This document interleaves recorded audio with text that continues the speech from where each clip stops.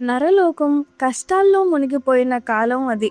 గాలి దయ్యాలు సృష్టించిన బాధలతో ప్రజలందరూ తల్లడిల్లిపోయేవారు. వారి భయంకర కేకలకు పశు పక్షాదులు సైతం వణికిపోయేవి. పగటిపూటే గాలి దయ్యాలు ఊర్లో సంచరించడంతో ప్రజలు ప్రాణాలను గుప్పెట్లో పెట్టుకుని బ్రతకాల్సిన పరిస్థితి ఏర్పడింది. తన బిడ్డలైన భూలోక ప్రజల బాధలను చూసిన భూదేవి వైకుంఠవాసుడైన మహావిష్ణువు వద్దకు వెళ్ళింది. ఆమె రాకను ముందే గమనించిన మహావిష్ణువు స్నేహపూర్వకంగా, అమ్మా భూదేవి, నీ రాకకు కారణమేమిటి అని అడిగాడు. అప్పుడు భూదేవి వినమ్రంగా నమస్కరిస్తూ, తండ్రి, భూలోకంలో పాపం అధికమైపోయింది. లోక కళ్యాణం కోసం ఏదో ఒక వినూత కార్యం చెయ్యండి తండ్రి అని ప్రార్థించింది. భూదేవి మాటలు విన్న మహావిష్ణువు బ్రహ్మదేవుడు శివుడితో కలిసి ఒక మహాసభను ఏర్పాటు చేశాడు. విష్ణువు, శంకర బ్రహ్మదేవుల్లారా, మనం భూలోకంలో అవతరించాల్సిన సమయం ఆసన్నమైంది. లోక కళ్యాణం కోసం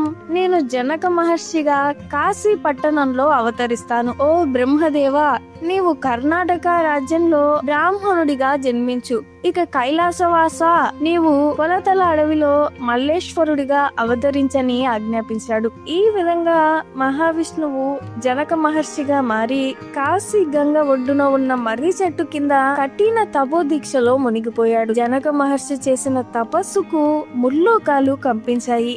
ఎన్నో సంవత్సరాలు గడిచాయి. అలా ఆయన తపస్సులో ఉండగా జనక మహర్షి పల్ల జడల నుంచే 7 మంది కన్యలు అవతరించారు. భూదేవి అంశగా మొదట పెద్ద వీరమల్లు అవతరించింది. సూర్యుడి అంశతో సూర్యకన్య పుట్టింది. చంద్రాంశతో చంద్రకన్య అవతరించింది. అగ్నాంశగా అగ్నికన్య, వరుణాంశగా జలకన్య, వాయు అంశగా చిన వీరమల్లు, నాగేంద్రుని అంశతో నాగమ్మ పుట్టారు.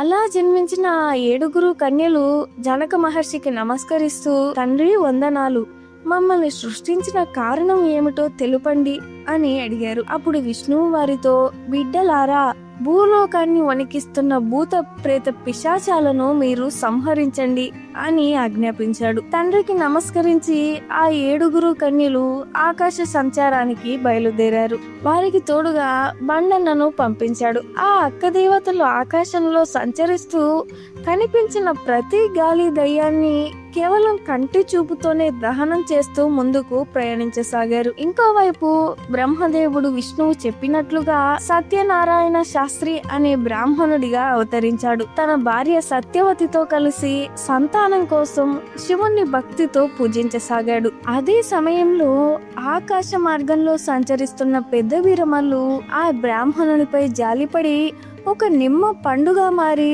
బ్రాహ్మణుడి దోసిట్లో పడింది. ఆ బ్రాహ్మణుడు తనని శివ ప్రసాదంగా భావించి భక్తితో కళ్ళకద్దుకొని ఇంటికి తీసుకెళ్లి తన భార్య సత్యవతికి తినిపించాడు. కాలక్రమంలో సత్యవతి గర్భం దాల్చి వెన్నెల లాంటి ఒక పసి బిడ్డకు జన్మనిచ్చింది. ఆ సమయానికి ప్రకృతి అంతా పులకరించింది. ఆ బ్రాహ్మణ దంపతులు ఆ బాలికకు మల్లమ్మ అనే పేరు పెట్టారు. మల్లమ్మ చక్కని రూపంతో సూర్య కిరణాల్లా మెరిసే దివ్య కాంతితో పెరగసాగింది. కాలం గడుస్తుండగా మల్లమ్మ పెద్దదై ప్రతిరోజు ఆవులను మేపడానికి అడవికి వెళ్ళేది. ఆమె ఆవులను ఎంతో భక్తి శ్రద్ధలతో ప్రేమగా చూసుకునేది. ఒకరోజు వీరమల్లమ్మ ఆటపాటలతో ఆవులను మేపుకుంటూ ఇంటికి వస్తుండగా ఆ పట్నాన్ని పాలించే కౌశిక రాజు కూడా అదే అడవి మార్గంలో తన బంటులతో సంచరిస్తూ ఆమెను చూశాడు. మల్లమ్మ అందాన్ని చూసి రాజు మోహితుడై, నువ్వు చాలా అందంగా ఉన్నావు, నిన్ను మనువాడతానని అన్నాడు. అది విన్న మల్లమ్మ వినయంగా, మనువాడటానికి నేను మామూలు కన్యను కాదు, మీ అభిప్రాయాన్ని మార్చుకోండి అని చెప్పి అక్కడి నుంచి వెళ్ళిపోయింది. కానీ ఇంటికి వెళ్లిన రాజుకు మల్లమ్మ మాటలే చెవులో మారుమోగాయి. వెంటనే తన భటులను పిలిచి మల్లమ్మను ఎత్తుకురమ్మని ఆజ్ఞాపించాడు.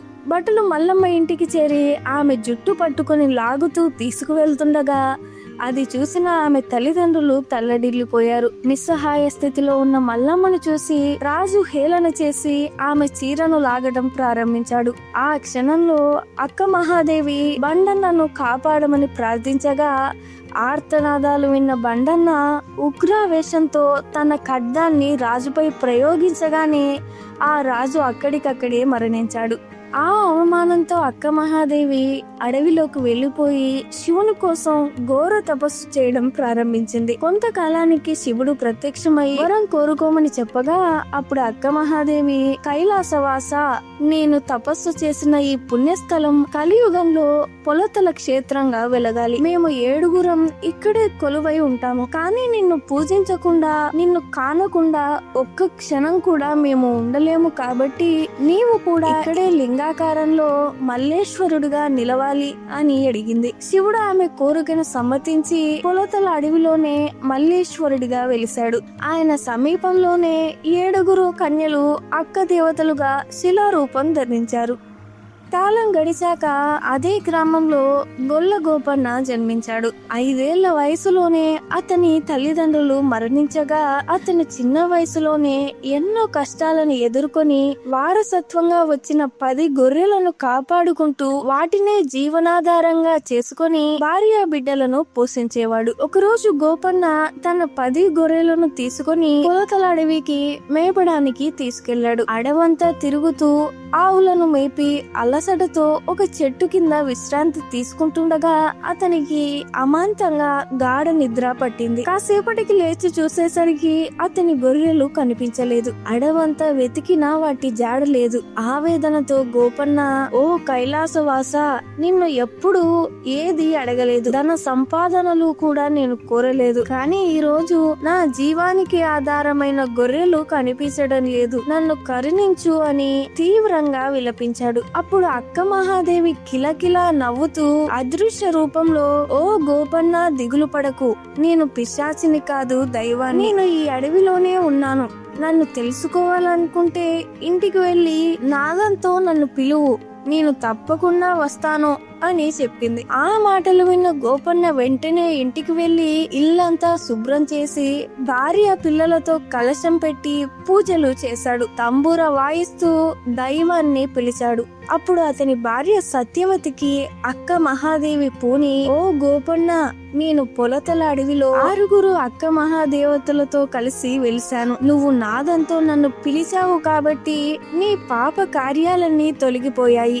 ఇక నుంచి నీ వంశీయులే మొదటగా నాకు పూజ చేయాలి. నాదంతో నన్ను ఎవరు పిలిచినా వారి పాపాలు తొలగుతాయి. ఎల్లప్పుడూ వారిని కంటికి రెప్పలా నేను కాపాడతానని ఆశీర్వదించి వెంటనే గోపన్నకు తన 10 గొర్రెలతో పాటు 1,00,000 గొర్రెల మందను వరంగా ప్రసాదించింది. ఆ రోజు నుంచి గోపన్న అక్క దేవతలను భక్తితో పూజిస్తూ వారి మహిమను ఊరూరా ప్రచారం చేయసాగాడు. అది విన్న భక్తులు పొలతల క్షేత్రానికి తరలి వెళ్లి అక్క మహాదేవతలను పూజించగానే వారి కష్టాలన్నీ తొలగిపోయేవి. ఆ తల్లి వారిని తన సొంత బిడ్డలుగా కాపాడసాగింది. అప్పటి నుంచి భక్తులు ప్రతి సంవత్సరం అక్క మహాదేవతల పండగను ఘనంగా జరుపుకుంటూ తమ బాధలను తొలగించుకొని ఆయురారోగ్యాలతో సుఖంగా జీవిస్తున్నారు. ఇలాంటి మరిన్ని ఆధ్యాత్మిక విషయాలను తెలుసుకోవాలనుకుంటే ఈ ఛానల్ను సబ్స్క్రైబ్ చేసుకోండి. పక్కనే ఉన్న బెల్ ఐకాన్ని కూడా క్లిక్ చేయండి.